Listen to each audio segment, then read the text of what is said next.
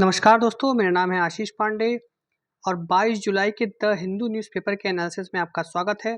दोस्तों, आज का जो न्यूज़पेपर एनालिसिस है वो बहुत ही इंपॉर्टेंट होने वाला है, क्योंकि आज द हिंदू में बहुत important examination point of view से बहुत ही इंपॉर्टेंट आर्टिकल्स निकले हैं, बहुत ही इंफॉर्मेटिव चीज़ें हैं जो मैं आपको बताऊंगा, जो आपकी परीक्षा में बहुत ही आपकी हेल्प करेंगी। और यूपीएससी से हो सकता है आज का जो सेशन है, एक आध क्वेश्चन यूपीएससी के आगामी परीक्षा में इसमें फंस जाए। तो आपको आज का जो सेशन है वो बहुत ध्यान से देखना है दोस्तों, पूरा देखना है। और इसका पीडीएफ अगर आपको चाहिए तो आप हमारे टेलीग्राम ग्रुप से फ्री में इसको डाउनलोड कर सकते हैं। इसके लिए आपको टेलीग्राम ग्रुप हमारा ज्वाइन करना होगा, जिसका लिंक डिस्क्रिप्शन में दिया हुआ है। तो दोस्तों, टाइम नहीं वेस्ट करते हैं और शुरू करते हैं। देखिए, जो श्रीलंका के जो प्रेसिडेंट हैं वो हमारे कंट्री के विजिट पे हैं, और उन्होंने हमारे मोदी जी का बहुत धन्यवाद किया है, क्योंकि हमारे जो देश है वो श्रीलंका के क्राइसिस से, डीप क्राइसिस के समय पे श्रीलंका का मददगार बन के आया था। और श्रीलंका को इस क्राइसिस से निकलने में हमारे देश ने बहुत ही हेल्प किया था।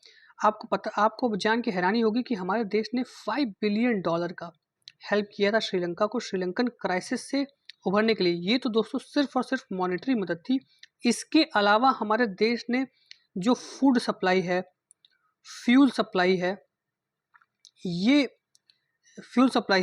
फूड और फ्यूल सप्लाई है, ये श्रीलंका में जारी रखा। और वहाँ पे एक रिजेंटमेंट, एक सिविल अनरेस्ट होने से बचाया। तो आप समझ सकते हैं दोस्तों कि हमारे देश ने क्राइसिस के समय कितना हेल्प किया श्रीलंका को। और श्रीलंका आज के कुछ समय पहले चाइना को अपना बढ़िया बेस्ट पार्टनर समझता था। इस क्राइसिस के समय चाइना कहीं भी नहीं दिखा। इनफैक्ट श्रीलंका के इस क्राइसिस का कुछ हद तक जिम्मेदार चाइना भी है, क्योंकि चाइना ने श्रीलंका को बहुत सारा सॉफ्ट लोन दिया है। उसके उसके पोर्ट्स को डेवलप किया है, जैसे जैसे कोलंबो पोर्ट हो गया, हम्बनटोटा पोर्ट हो गया, उनको डेवलप किया है, उनके लिए सॉफ्ट लोन्स दिए हैं, बहुत सारे इंफ्रास्ट्रक्चर प्रोजेक्ट्स को लोन किया है, जिसकी वजह से जो श्रीलंका का डेब्ट क्राइसिस है वो और बढ़ गया। और श्रीलंकन इकोनॉमी दोस्तों बेसिकली चलती है टूरिज्म पे। तो कोरोना के बाद जो टूरिज्म है वहाँ का, वो एकदम से चरमरा गया, और जो फॉरेक्स रिजर्व है श्रीलंका की, वो एकदम से कम हो गया, और जो कंट्री है वो बैंकरप्सी पे आ गया। वहाँ पे रोज़मर्रा की चीज़ों की कमी होने लगी, और इससे एक सिविल अनरेस्ट का भी डर होने लगा। ऐसे समय पे इंडिया ने श्रीलंका की हेल्प की, लगभग $5 बिलियन का पैकेज दिया श्रीलंका को, मॉनेटरी मदद दी। उसके अलावा फूड और फ्यूल की एसेंशियल सप्लाई भी इंडिया से मिलती रही श्रीलंका को, जिससे कि श्रीलंकन इकोनॉमी को ग्रो करने में, को बाउंड करने में वापस मदद मिला। और श्रीलंका आज एक मतलब क्राइसिस को बचा लिया है, अवॉइड कर लिया है, और अब श्रीलंकन इकोनॉमी जो है वो पटरी पे आ रही है। तो दोस्तों, ये सारी चीज़ें तो हुई ही, और इसके लिए जो वहाँ के प्रेसिडेंट हैं रानिल विक्रमसिंघे, उन्होंने हमारे प्रधानमंत्री मोदी का धन्यवाद दिया है। लेकिन हमारे प्राइम मिनिस्टर ने ये भी कहा है साथ साथ कि आपको जो 13th कॉन्स्टिट्यूशनल अमेंडमेंट है श्रीलंका का, उसको इफेक्टिवली इम्प्लीमेंट करना होगा, नॉट ऑन पेपर। तो अब आप सोच रहे होंगे दोस्तों कि ये 13th अमेंडमेंट क्या है श्रीलंका का। हमारे यहाँ तो कॉन्स्टिट्यूशनल अमेंडमेंट खूब सारे होते हैं, 105 कॉन्स्टिट्यूशनल अमेंडमेंट हो चुके हैं। तो ये 13 अमेंडमेंट श्रीलंका में इतना चर्चा में क्यों है? तो चलिए दोस्तों, इसके बारे में देखते हैं। दोस्तों, 13th अमेंडमेंट जो है, वो जो श्रीलंका में तमिल्स रहते हैं और जो वहाँ की मूल पॉपुलेशन सिन्हलेस की है, उनके बीच में जो इथनिक कॉन्फ्लिक्ट चलती आ रही है बरसों से, उसको रिजॉल्व करने का एक एक माध्यम था 13th कॉन्स्टिट्यूशनल अमेंडमेंट। और उसे पास किया गया था दोस्तों 1987 में as a part of Indo Lanka accord. मतलब भारत के सहयोग से ये अकॉर्ड पास किया गया था। और उस समय के जो तत्कालीन प्राइम मिनिस्टर थे राजीव गांधी, और श्रीलंकन प्रेसिडेंट जो थे JR जयवर्धने, उन्होंने इस अकॉर्ड पे साइन किया था। तो श्रीलंका जो है वो ब्रिटिश से 1948 में आज़ाद हो गया था। और तभी से जो वहाँ तमिल्स रहते हैं, उन्होंने नॉर्दर्न और ईस्टर्न रीजन की ऑटोनॉमी की बात की थी। जैसे देखिए, श्रीलंकन आइलैंड है दोस्तों, तो ये जो जाफना वाला रीजन है, ये जाफना वाला रीजन है, यहाँ तमिल्स बहुत हैं, तमिल्स की पॉपुलेशन यहाँ ज़्यादा है, और कुछ जगह तमिल्स और सिन्हलेस इक्वल प्रोपोर्शन में है। तो जो ये तमिल्स हैं वो ये नॉर्थ ईस्टर्न प्रोविंसेस की ऑटोनॉमी की बात करते हैं कि इन्हें एक मतलब एक डिग्री ऑफ ऑटोनॉमी होनी चाहिए जिससे कि वो यहाँ पे आराम से पीसफुली अपना लाइफ निकाल सके। तो लेकिन दोस्तों अब आप एक ग्लिच है इसमें, श्रीलंका में दोस्तों जो पावर है वो सेंटर में कंसंट्रेटेड है, मतलब केंद्र वहाँ बहुत पावरफुल है। जैसे इंडिया में क्या है, इंडिया में कॉन्स्टिट्यूशन से सेंटर और स्टेट दोनों अपनी पावर्स डिराइव करते हैं, ऐसा कुछ श्रीलंका में नहीं है। वहाँ यूनिटरी स्ट्रक्चर है कॉन्स्टिट्यूशन का, और श्रीलंका की जो केंद्र है वो ऑल पावरफुल है। और सारे जो प्रोविंसेस हैं, ऑटोनॉमस तो कोई नहीं है, प्रोविंसेस जो हैं वो श्रीलंका के केंद्र से ही अपना पावर डिराइव करते हैं। तो जो 13 कॉन्स्टिट्यूशनल अमेंडमेंट था दोस्तों, उसने इस चीज़ में फेरबदल लाया। 13 कॉन्स्टिट्यूशनल अमेंडमेंट क्या प्रोवाइड करता है कि जो प्रोविंशियल काउंसिल सिस्टम है और जो भी powers related to land, police, education, health, agriculture, housing और फाइनेंस है, वो जो 9 प्रोविंसेस हैं, ईस्टर्न और नॉर्दर्न प्रोविंसेस, जो 9 प्रोविंसेस हैं जहाँ पे तमिल्स की पॉपुलेशन ज़्यादा है, वो उन्हें प्रोविंशियल ऑटोनॉमी प्रोवाइड कराई जाएगी थ्रू 13th कॉन्स्टिट्यूशनल अमेंडमेंट। लेकिन दोस्तों ये अमेंडमेंट लाया तो गया, लेकिन इसको फुल्ली इम्प्लीमेंट कभी नहीं किया गया श्रीलंकन गवर्नमेंट में। और इस अमेंडमेंट में ये भी बात कही गई है कि तमिल जो है उसको ऑफिशियल लैंग्वेज बनाया जाए और इंग्लिश को एक लिंक लैंग्वेज बनाया जाए। तो दोस्तों ये सारे प्रोविजंस थे। ये प्रोविजंस ये बताते हैं कि जो भी जाफना और आसपास के एरियाज हैं उनको प्रोविंशियल ऑटोनॉमी दी जाए with respect to land, police, education, health, agriculture, housing, finances, और उसके साथ साथ तमिल को ऑफिशियल लैंग्वेज बनाया जाए और इंग्लिश को एक लिंक लैंग्वेज बनाया जाए। लेकिन इस कॉन्स्टिट्यूशनल अमेंडमेंट को अभी तक प्रॉपरली इम्प्लीमेंट नहीं किया गया। और क्या कंटेंशियस इश्यूज हैं ये आपको मैं बताता हूँ। दोस्तों वहाँ की जो मेजॉरिटी सिन्हलेज पॉपुलेशन है वो इसको स्ट्रिक्टली अपोज करती है। और सिन्हलेज की जो नेशनल पार्टीज़ भी हैं, सिन्हला नेशनल पार्टीज़, वो भी इसको अपोज करते हैं।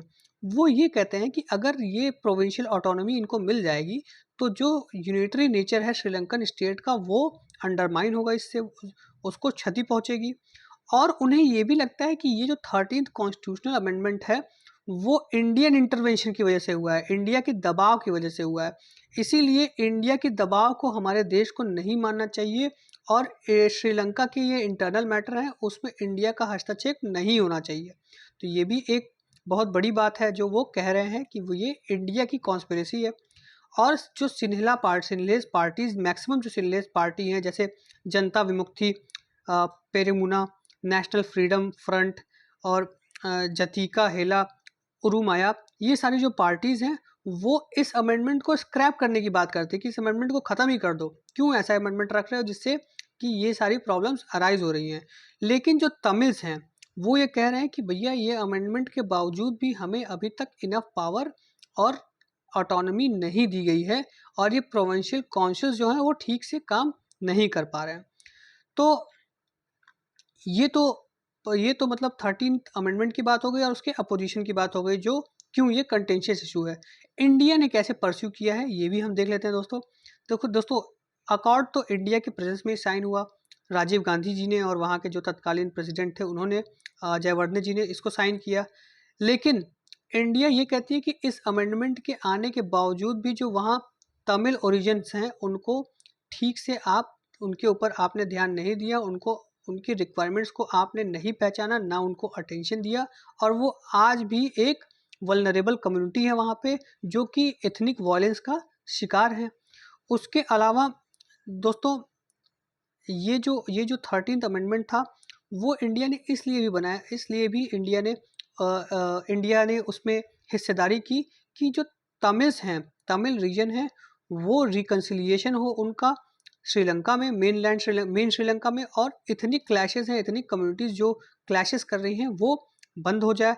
दोस्तों ये LTTE जो एक ऑर्गेनाइजेशन है, जो ये एक वहाँ की जो रिबेलियन ग्रुप थी वो तमिल्स ही थे, उसका नाम था lieutenant tigers of Tamil Ilam.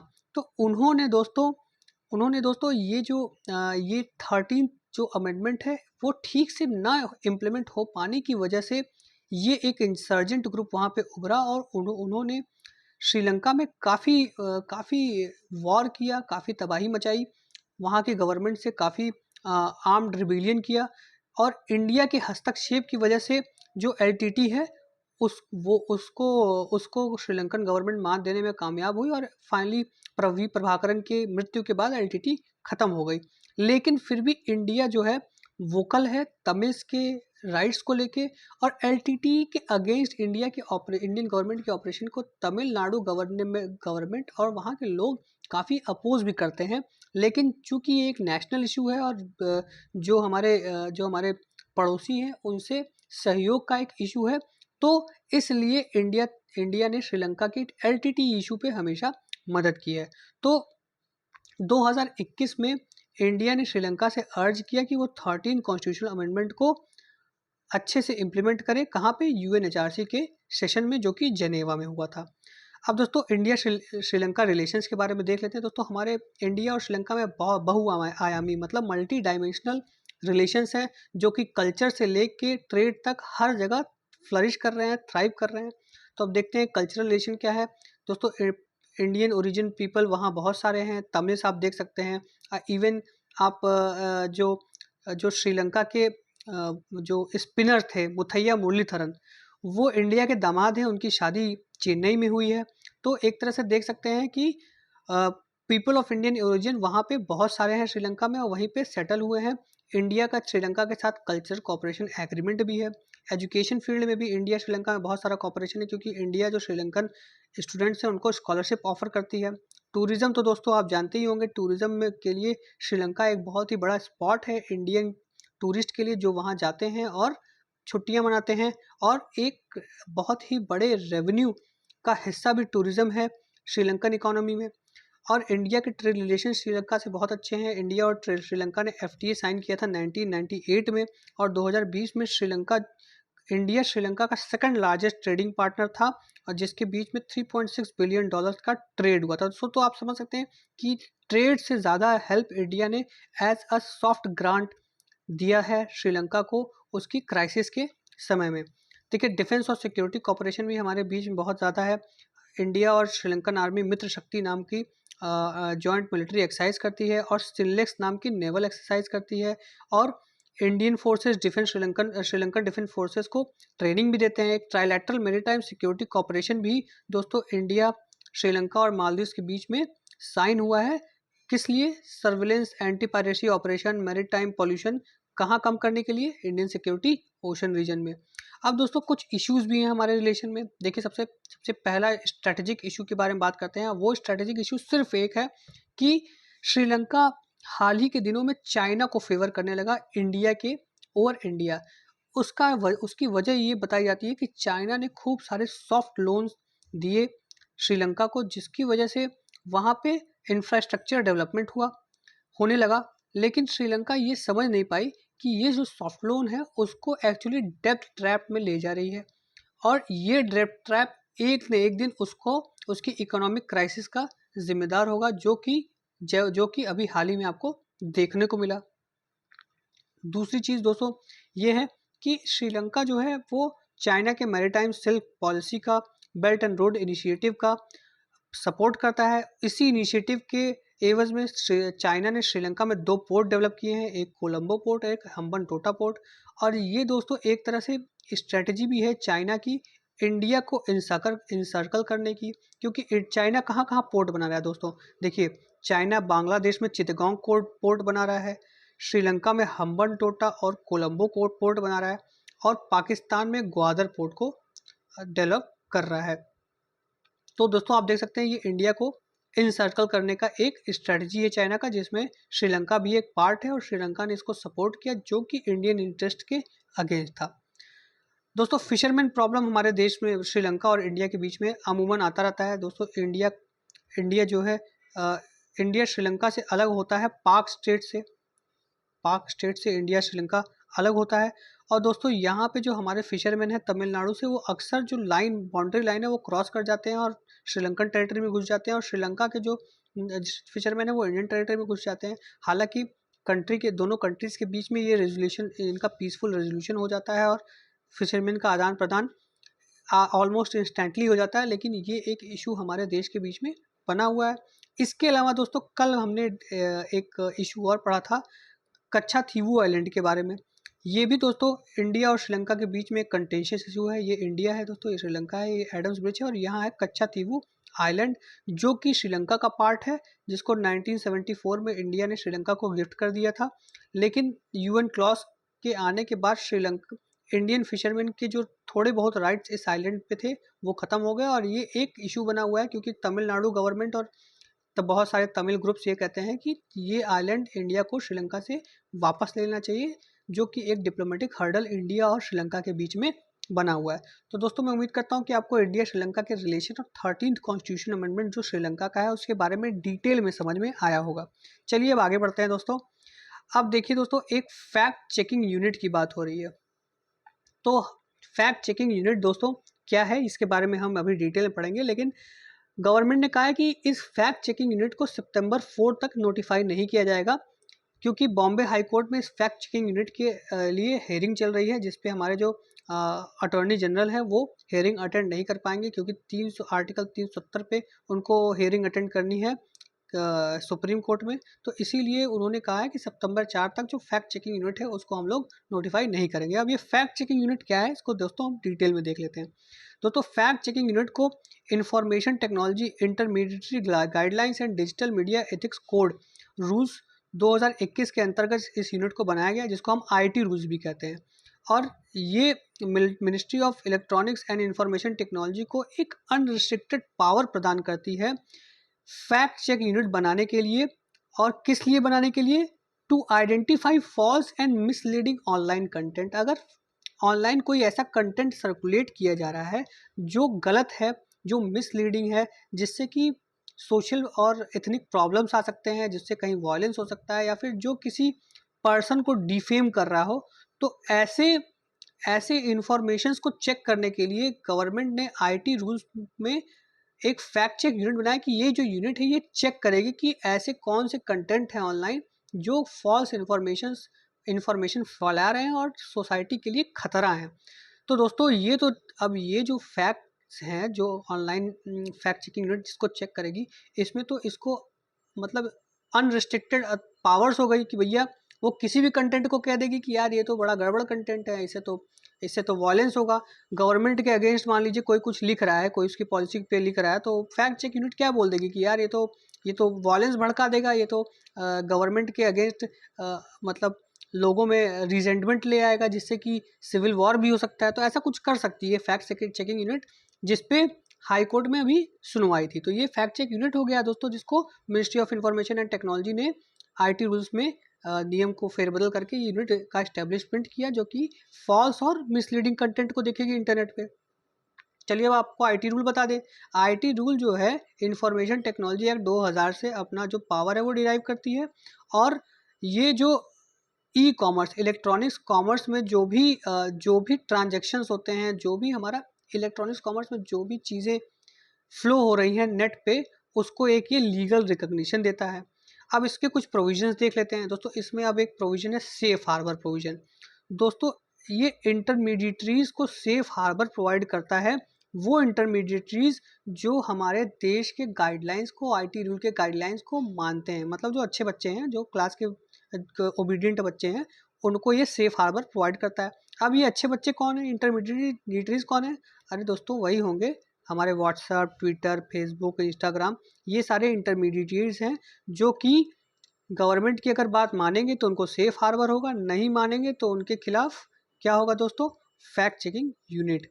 और सेक्शन 79 इनको इम्यूनिटी प्रोवाइड करती है अगर ये ड्यू डिलिजेंस फॉलो करते हैं। ड्यू डिलिजेंस मतलब कि अगर ये सरकार की सारी बातें मानते हैं, सारे रूल्स रेगुलेशन से एडहेयर करते हैं, तो इनको सेक्शन 79 के अंतर्गत इम्यूनिटी मिलेगी। और फर्स्ट ओरिजिनेटर क्लॉज है इसमें। देखिए दोस्तों, फर्स्ट ओरिजिनेटर वो व्यक्ति है जहाँ से अफवाह फैली है। मतलब अगर कल मैं बैठ के एक कर दूं कि भैया एसबीआई बैंकरप्ट होने वाला है और मैंने एक ठो फैला दिया, तो उससे क्या होगा भाई, एसबीआई के लिए सब मुसीबत हो जाएगी अगर वो फैल जाएगा। तो जो फैक्ट चेकिंग यूनिट है वो देखेगी कि भैया ये शुरू कहाँ से हुआ, और वो जब और उसमें उनका हेल्प कौन करेगा? व्हाट्सएप, ट्विटर, फेसबुक, जहाँ पे भी मैंने पोस्ट किया, और फिर वो फैक्ट चेकिंग यूनिट मुझे आके पकड़ लेगी। तो यही होता है फर्स्ट ओरिजिनेटर। अब दोस्तों ये न्यू रेगुलेशंस के बारे में हम थोड़ा बात कर लेते हैं। ये जो आईटी रूल मैंने बताया और जो फैक्ट चेकिंग यूनिट बताई, तो इसके जो कुछ नए नए रेगुलेशंस है उसके बारे में बात करते हैं।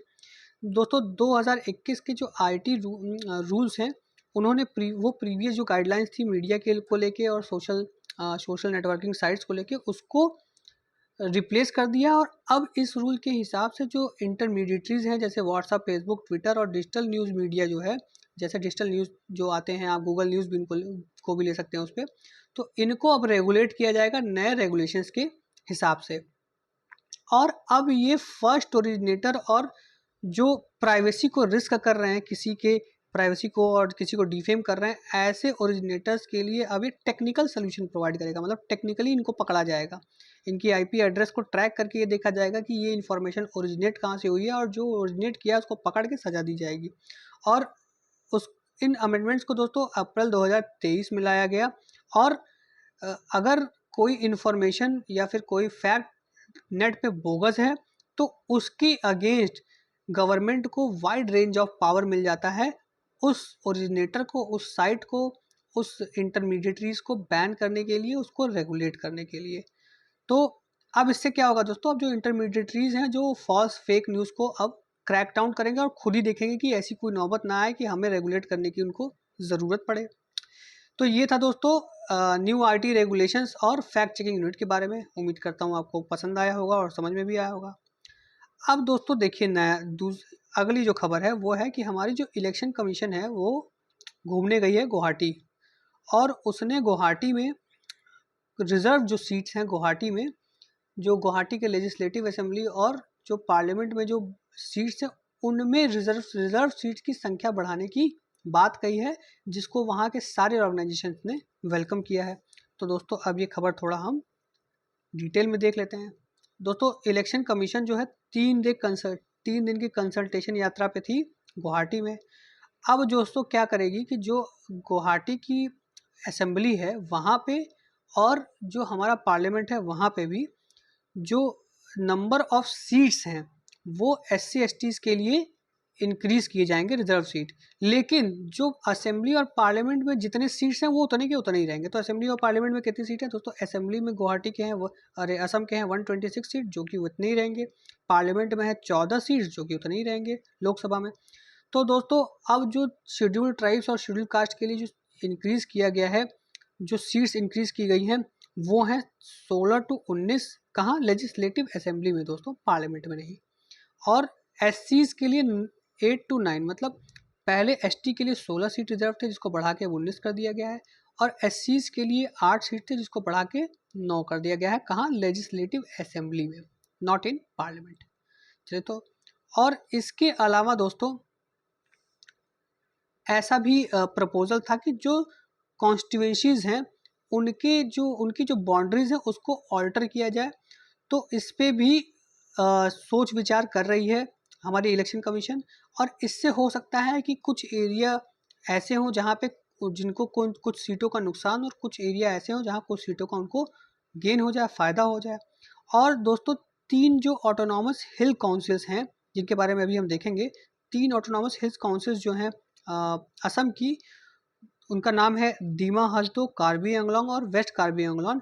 उन्होंने भी असेंबली सीट्स को अपने बढ़ाने की बात कही है, क्योंकि उनका कहना है कि उनका जो जोग्राफिकल एरिया है वो बहुत बड़ा है। तो इस एवज में जो सीट्स हैं असेंबली में उनकी बढ़ाई जाए। लेकिन इनको शायद ये पता नहीं है कि जो हमारी असेंबली सीट्स होती हैं वो on the basis of population होती हैं, ना कि जोग्राफिकल एरिया।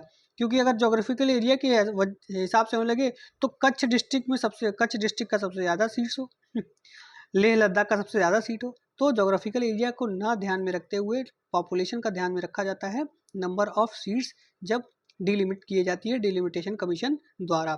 अब दोस्तों ऑटोनॉमस हिल डेवलपमेंट काउंसिल्स के बारे में देख लेते हैं। दोस्तों इसको 6th शेड्यूल के द्वारा बनाया गया था 4 स्टेट्स में, असम में, मेघालय में, त्रिपुरा में और मिजोरम में। कौन कौन से आर्टिकल डील करते हैं इसे दोस्तों, आर्टिकल 224 2 और आर्टिकल 275 1। और ये क्यों बनाया गया है, to safeguard the rights of tribal people in this state. और गवर्नर एम्पावर है इस जो नेम्स हैं इस ऑटोनॉमस काउंसिल्स के, उनके नाम को चेंज करने के लिए गवर्नर एम्पावर है। 5th शेड्यूल के एरिया जो होते हैं दोस्तों, वहाँ पे यूनियन गवर्नमेंट की पावर चलती है। और जो 6th शेड्यूल के एरिया होते हैं वहाँ स्टेट अथॉरिटी अपना एक्सरसाइज करता है। और 5th शेड्यूल के जो एरिया होते हैं दोस्तों, वो शेड्यूल्ड ट्राइब और जो शेड्यूल्ड एरिया होते हैं उनमें दोस्तों जो 5th शेड्यूल के शेड्यूल्ड एरिया होते हैं वो देश में हर जगह बनाए जा सकते हैं except for the state of Assam, Meghalaya, Tripura और मिजोरम। ये 6th शेड्यूल में आते हैं जैसा कि मैंने बताया। और जो एक्ट ऑफ पार्लियामेंट और स्टेट लेजिस्लेचर है वो ऑटोनॉमस डिस्ट्रिक्ट और ऑटोनॉमस रीजन पे अप्लाई करता है, लेकिन कुछ स्पेसिफिक कंडीशंस के और एक्सेप्शंस पे।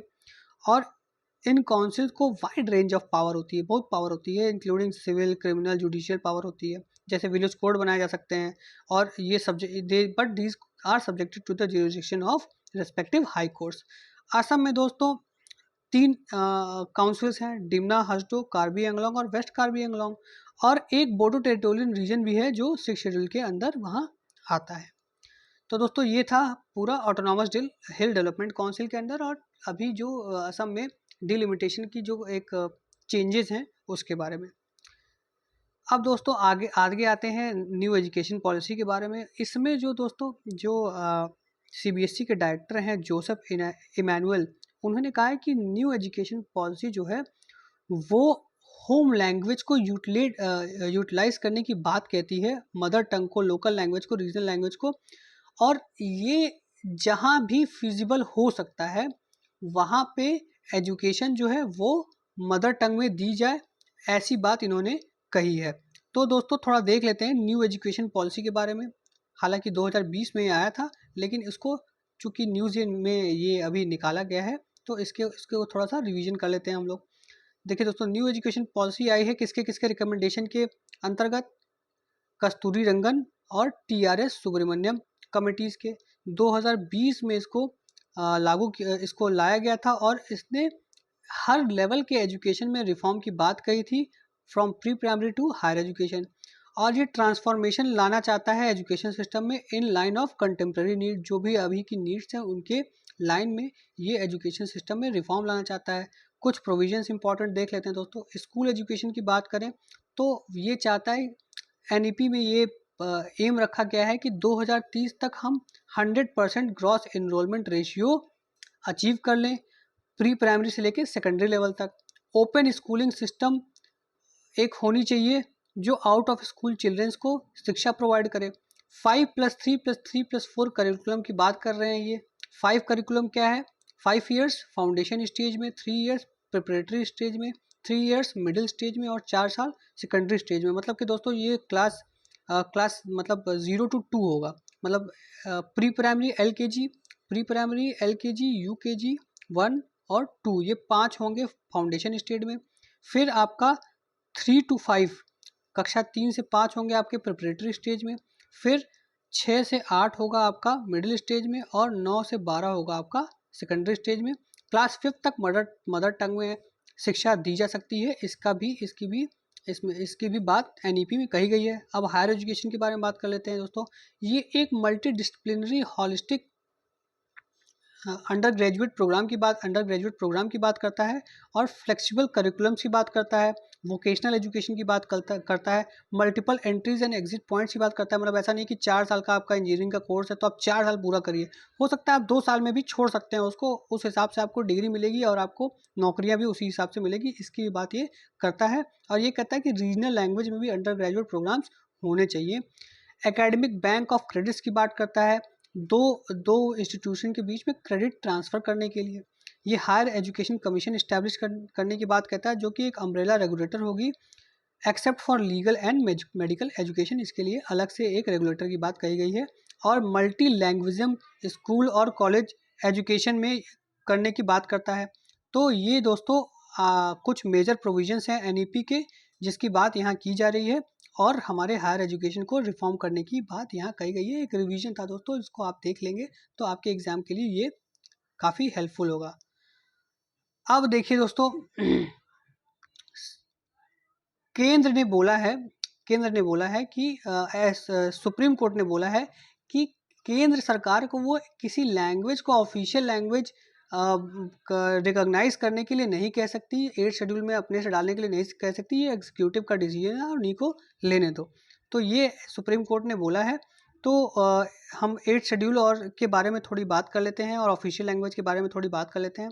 देखिए 8 शेड्यूल ऑफ हमारा कॉन्स्टिट्यूशन का किस में आता है, पार्ट 17 में आता है हमारे इंडियन कॉन्स्टिट्यूशन में। और कौन कौन से आर्टिकल्स हैं इसमें दोस्तों, आर्टिकल 343 से लेके 351 तक। आर्टिकल 344 हमारा क्या कहता है कि एक कमीशन बनाया जाएगा प्रेसिडेंट के बारे में, प्रेसिडेंट द्वारा after expiry of 5 years from the commencement of the constitution, किसके लिए, ऑफिशियल लैंग्वेज के लिए।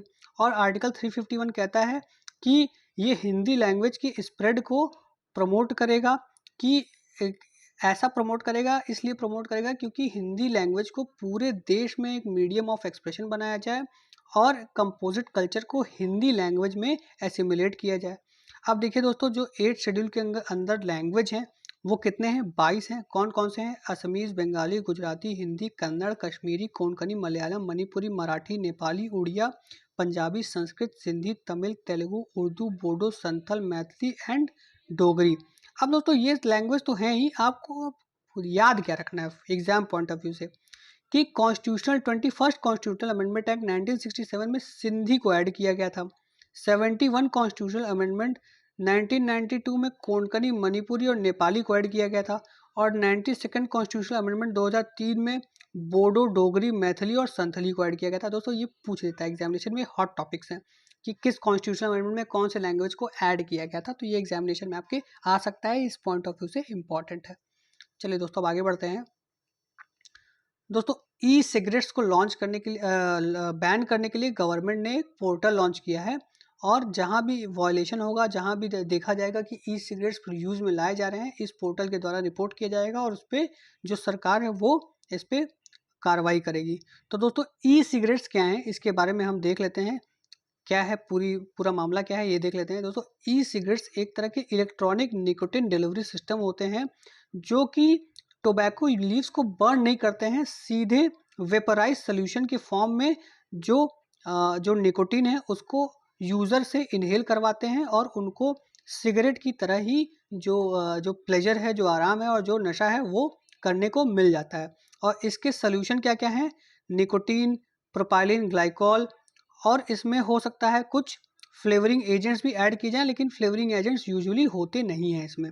और ये फास्टर और डीपर पफ अगर लेंगे तो ये कन्वेंशनल सिगरेट की तरह ही आपको लगता है, इसीलिए निकोटीन और पफ की वजह से ही इसके और जो कन्वेंशनल सिगरेट्स हैं उसके बीच में बहुत डिफरेंस नहीं है, वो नुकसान आपको उतना ही करेंगे।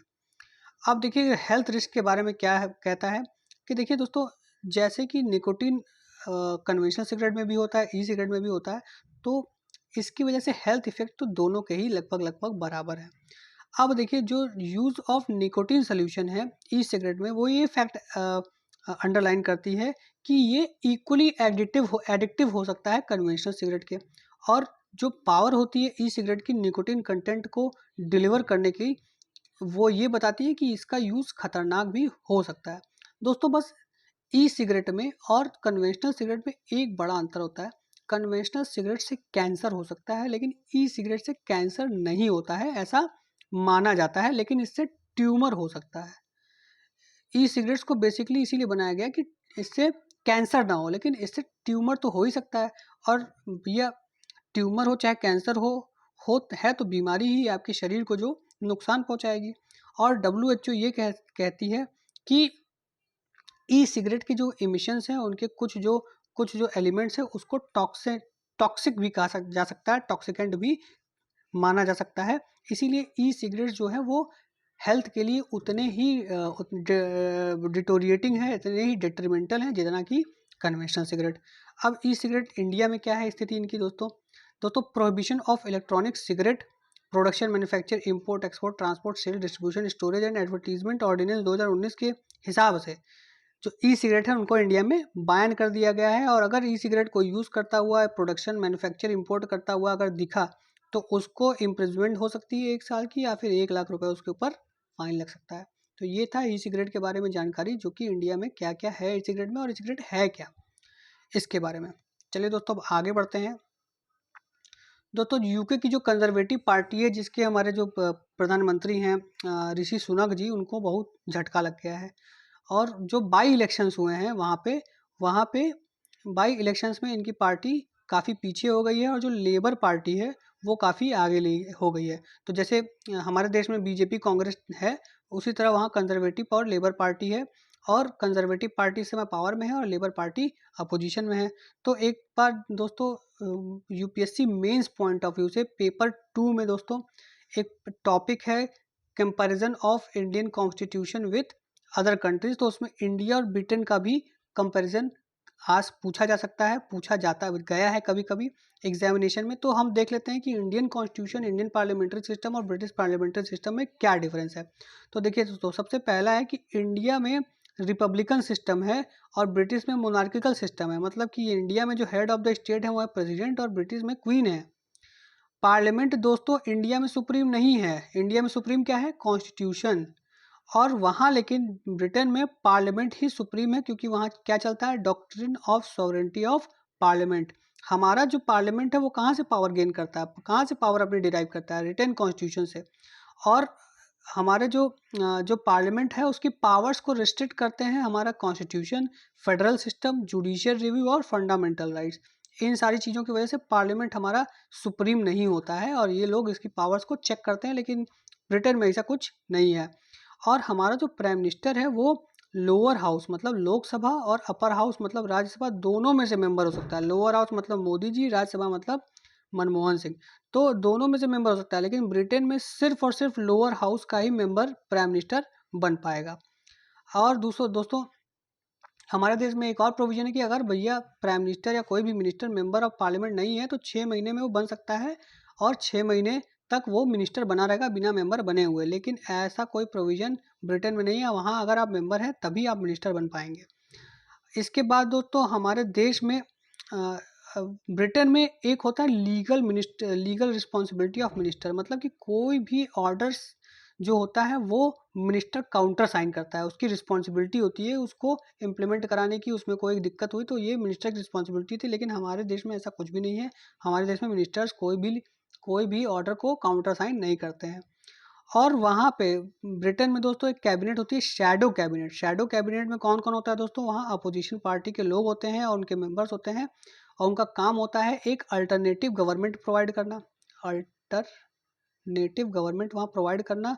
और फ्यूचर में वही फिर अपोजिशन से मेन रूलिंग पार्टी बनते हैं, तो मिनिस्टर्स को भी वो मेंबर फ्यूचर मिनिस्ट्रियल रोल के लिए अपने मेंबर्स को तैयार करते हैं। लेकिन इंडिया में ऐसा कोई शैडो कैबिनेट नहीं है। तो ये दोस्तों डिफरेंस था इंडियन और ब्रिटेन पार्लियामेंट्री सिस्टम के बीच में। होप करता हूँ आपको समझ में आया होगा। अब दोस्तों आते हैं ऑनलाइन गेमिंग जो है उस पर जीएसटी लगा दिया गया है।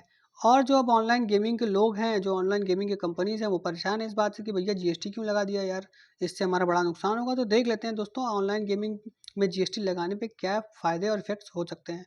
पहले तो ऑनलाइन गेमिंग के बारे में बात करते हैं। Online gaming, real money online gaming industry क्या है। तो मिनिस्ट्री ऑफ इंफॉर्मेशन टेक्नोलॉजी कहती है कि ऑनलाइन गेमिंग वो है जो इंटरनेट और कंप्यूटर रिसोर्स के थ्रू कोई इंटरमीडिएटरी गेमिंग का प्लेटफॉर्म अगर किसी को प्रोवाइड करता है तो वो ऑनलाइन गेमिंग होती है। तो मतलब कोई भी गेम जो आप इंटरनेट पे खेलते हैं और किसी इंटरमीडिएटरी के थ्रू खेलते हैं। इंटरमीडिएटरी जब यहाँ आ गया दोस्तों तो यहाँ मनी भी इन्वॉल्व हो गया। तो इसीलिए कोई भी गेमिंग जो आप इंटरमीडिएटरी के थ्रू ऑनलाइन खेलते हैं उसे हम ऑनलाइन गेमिंग कहते हैं। और ऑनलाइन गेमिंग में पैसा कैसे फ्लो होता है दोस्तों, देखिए जो भी यूज़र्स हैं जो ऑनलाइन गेमिंग खेलते हैं वो कैश और काइंड डिपॉजिट करते हैं ऑनलाइन गेम्स में, और ये एक्सपेक्ट करते हैं कि इस कैश से हमें जब हम गेम जीतेंगे तो हमको ज़्यादा कैश मिलेगा। मतलब 5 रुपये में अगर हमने लगा दिया किसी गेम में और हम जीत गए तो हमको 50 रुपये मिलेंगे। तो ये जो 5 रुपये हैं इसी से ऑनलाइन गेमिंग अर्न करते हैं। अब भैया अगर 100 यूज़र 5 रुपये लगा रहे हैं तो 100 तो जीत नहीं जाएंगे, जीतेंगे तो 2 या 3 मैक्सिमम। तो 2 या 3 को इनको 50 रुपये देने पड़ेंगे, तो कुल मिला के 150 रुपये इनको देने पड़ गए जो विजेता है। और कमाए कितना इन्होंने, 500 रुपये। तो टोटल इनका फ़ायदा 350 रुपये का हो गया। तो ये अर्निंग मॉडल है ऑनलाइन गेमिंग का। अब दोस्तों इन गेमिंग में कौन कौन से गेम आ सकते हैं, fantasy, e sport, skill based online gaming platform होते हैं। कार्ड बेस्ड भी ऑनलाइन गेमिंग प्लेटफॉर्म होते हैं जैसे पोकर और रमी।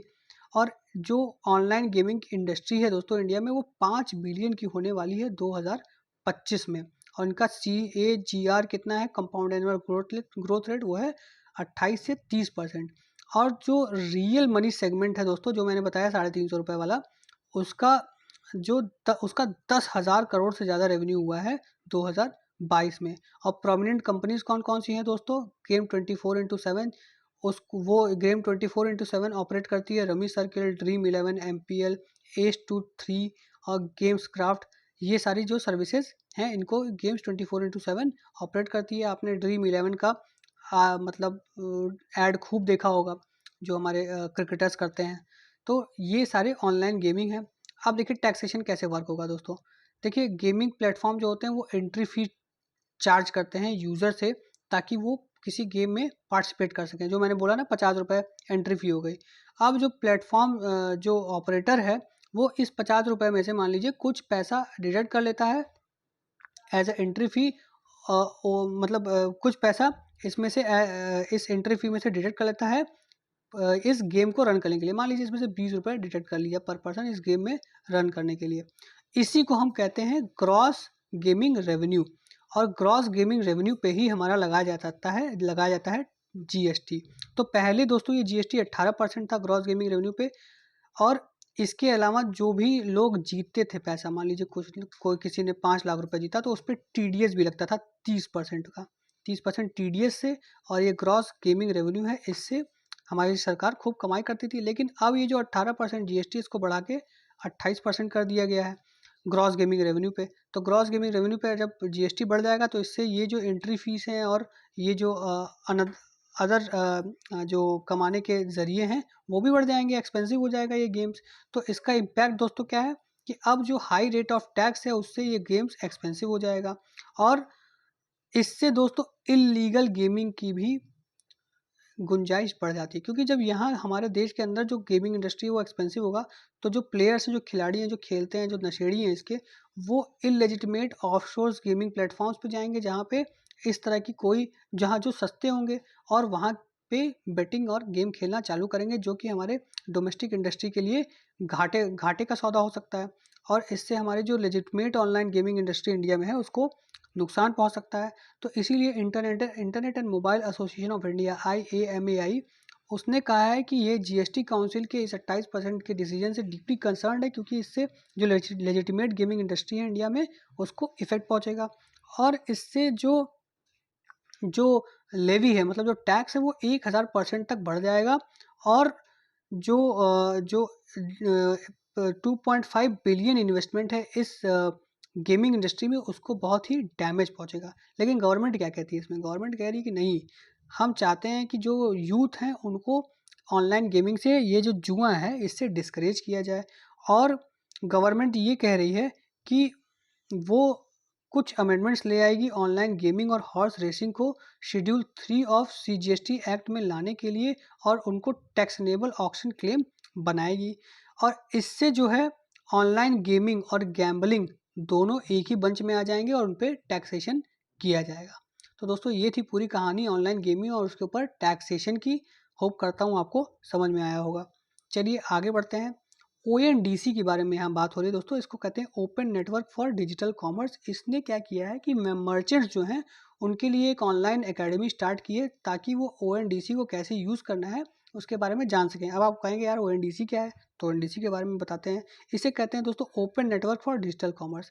ये एक ओपन सोर्स नेटवर्क है जहाँ बायर्स और सेलर एक दूसरे से इंटरेक्ट कर सकते हैं और ट्रांजैक्ट कर सकते हैं अपने ई-कॉमर्स प्लेटफॉर्म पे। मतलब एक कॉमन प्लेटफॉर्म देता है ई-कॉमर्स की, जहाँ पे बायर्स और सेलर्स दोनों इंटरेक्ट कर सकते हैं। इसको आप समझ सकते हैं अमेजन फ्लिपकार्ट टाइप। ये एक प्लेटफॉर्म है जो फ्री प्लेटफॉर्म है, मतलब ओपन सोर्स प्लेटफॉर्म है और गवर्नमेंट सपोर्टिव, गवर्नमेंट एडेड है। मतलब ये गवर्नमेंट प्लेटफॉर्म है। ओपन नेटवर्क डिजिटल कॉमर्स एक गवर्नमेंट प्लेटफॉर्म है जो बायर्स और सेलर्स के बीच में एक इंटरमीडिएटरी का काम करता है उनके गुड्स को खरीदने और बेचने के लिए, जैसे कि आपका अमेजन और फ्लिपकार्ट काम करते हैं। और ये local commerce across all segments को ये इनेबल करता है। और लार्ज, मतलब बहुत सारे customers, large number of applications इसमें पा सकते हैं, जिससे कि वो अलग अलग प्रोडक्ट्स को बाई कर सकते हैं सेलर्स से। और उनकी सेलर्स भी इनकी अलग अलग नीड्स को इस प्लेटफॉर्म के ज़रिए पूरा कर सकते हैं। ये इनिशिएटिव किसके द्वारा ली गई है दोस्तों? DPIIT, department of promotion of industry and internal trade, और ये किसके अंडर आता है? Ministry of commerce and industry. देखिए दोस्तों, अब इसके बारे में बताते हैं डिटेल में थोड़ा। इसमें बायर साइड ऐप होते हैं, मतलब जो खरीद रहे हैं उसके लिए एक ऐप बना होता है, और सेलर साइड ऐप होते हैं, और एक और होता है लॉजिस्टिक ऐप। तो देखिए बायर साइड क्या करेगा? बायर साइड अपने ऐप में क्या देखेगा कि मुझे मान लीजिए जूते खरीदने हैं, तो वो जूते इसको बायर्स ऐप में दिखेंगे। सेलर ऐप में क्या है? इसको जूते की जो कंपनी है, वो सेलर जो जूते का सेलर है वो देखेगा कि फला फला कस्टमर्स को जूते की ज़रूरत है, तो ये इसके ऐप में दिखेगा कि एक्स नंबर ऑफ कस्टमर्स जूता खरीदना चाहते हैं, तो ये जूते को बेचने के लिए बिडिंग करेगा यहाँ पे, मतलब उनका दाम बताएगा बायर्स को। और जो लॉजिस्टिक है, जब ये बायर जूता खरीद लेगा इनसे, कहेगा भैया अब हो गया हमारा, जूता ले लिया हमने, तो ये लॉजिस्टिक जो है लॉजिस्टिक प्लेटफॉर्म बीच में आएगा, और ये जो जूता है ये इन तक डिलीवर करेगा। तो देखना आप 3 प्लेटफॉर्म है, buyers platform, suppliers platform, seller side platform और लॉजिस्टिक प्लेटफॉर्म जो इसमें काम करता है। इसका एम क्या है दोस्तों?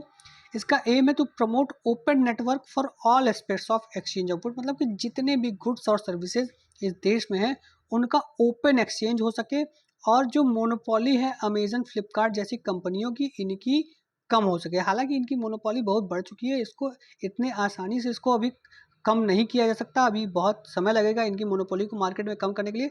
लेकिन ये जो ओपन नेटवर्क्स हैं, ये इसके इस दिशा में एक अच्छा पहले अच्छा कदम है। ये डिजिटल मोनोपोलीज इनका कर्व करेगी, और जो माइक्रो, स्मॉल और मीडियम इंटरप्राइजेज हैं, जो ज़्यादा ज़्यादा गुड्स बनाती हैं, उनको बेचने की कोशिश करती हैं, उनको बहुत हेल्प करेगी। ये डेमोक्रेटाइज करेगी डिजिटल और इकोनॉमिक इलेक्ट्रॉनिक कॉमर्स को। उनको उनको एक प्लेटफॉर्म सेंट्रिक मॉडल है, जैसे अमेजन और फ्लिपकार्ट, वहाँ से मूव करा के एक ओपन नेटवर्क ले आई, ओपन सोर्स ले आएगी। तो आप समझ सकते हैं जो मैक यूज़र्स होंगे, ओएस के मैक और लाइनक्स यूज़ करते होंगे, तो उनको ये समझ में आ जाएगी मेरी बात, कि अब आप समझ लीजिए विंडो से आपको मैक और लाइनक्स ओपन सोर्स या एंड्रॉयड पे लाने की कोशिश कर रही है। अब इसमें बेनिफिट्स क्या क्या होगा दोस्तों? बेनिफिट होगा ये स्मॉल रिटेलर्स और प्रोवाइडर्स को, इसमें बहुत बहुत बेनिफिट होगा।